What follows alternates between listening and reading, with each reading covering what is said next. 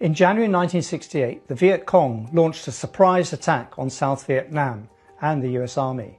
It became known as the Tet Offensive. It was supposed to trigger an insurrection in the South, but that never materialized. What did happen was a meltdown in American public opinion. The Pentagon came under unprecedented criticism for its optimistic assessment of the course of the Vietnam War. A credibility gap opened up between the then US President Lyndon B. Johnson and Americans. LBJ himself lost faith in the way his top general was fighting in Vietnam and replaced him. In 1968, Columbia University in New York became the epicenter of the anti-war protest, spurred on by the university's ties to the defense industry. Students occupied 5 buildings and took its dean, Henry Coleman, hostage for 36 hours. The police were called in. There were hundreds of student arrests, injuries, a strike, and then the resignation of Columbia's president, Grayson Kirk. Anti-war protests reached a climax outside the Democratic National Convention in Chicago and were later seen as one of the reasons for the election of the Republican Richard Nixon as president. Meanwhile, the anti-war protests spread like wildfire to Europe, first to West Berlin and then to Paris, where in May 1968 a worker and student revolt triggered 10 weeks of street battles. At one point, the Élysée lost its nerve and French President Charles de Gaulle scuttled to Germany. The next day, 500,000 workers marched through Paris chanting "Adieu de Gaulle." Does all this sound familiar?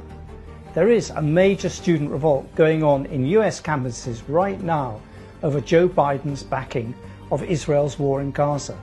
Once again, Columbia University is its epicenter. Last night, students occupied Hamilton Hall, and after the university started suspending more students. This building was occupied by protests in 1968. The protests have spread to 30 other universities and colleges. At the conservative Ivy League Yale, students are demanding the university divest from all weapons manufacturing companies contributing to Israel's assault on Palestine. Yale has exchange students with 7 Israeli universities. Harvard has programs with 3 of these universities, while Columbia has relations with 4 of them. As in 1968, many of these protests have been met by police violence. Over 900 students have been arrested since the first clashes at Columbia over 2 weeks ago. They have also spread to Britain and to Europe. At Trinity College, Cambridge, the portrait of Lord Balfour, the British Foreign Secretary responsible for a statement recognising the right of Jews to a homeland in Palestine, was defaced and slashed before being removed by the university. London has just seen its 13th national demonstration since the war began. The protests against the war in Gaza, in their persistence and size, are only matched by the million-plus demonstration against Tony Blair's decision to invade Iraq, which in 2003 was the biggest of its kind. In 1968, the targets were the Pentagon and de Gaulle and his repressive paternalism. Today's targets of the anti-war movement is Israel, the pro-Israel lobby, and its chief armourers, America, Britain and Germany. Spearheading the revolt against Zionism is a new generation of Jew who is turning up in increasing numbers at these protests. The Gaza war is causing an unprecedented debate among Jewry, with leading intellectuals like the Canadian journalist and activist Naomi Klein arguing that Zionism is, and I quote, a false idol that has taken the idea of the promised land and turned it into a deed of sale for a militaristic ethno-state. These events will not be without their consequences.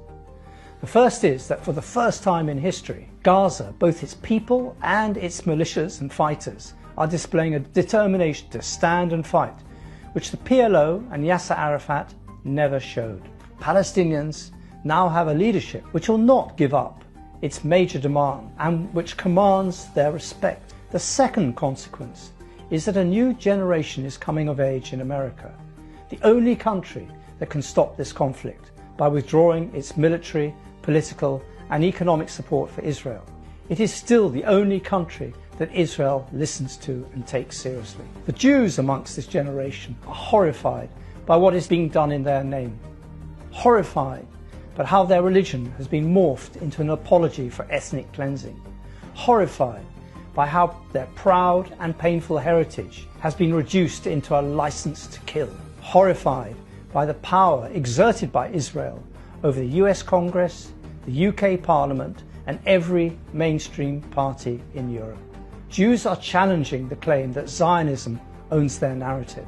For their pains, they are accused by their own community of being traitors. They're called kapos. This is the word the Jews assigned to the Nazi SS to supervise forced labour were given. They're called self-hating or simply animals. But for me, they are the biggest single source of hope in this bleak landscape.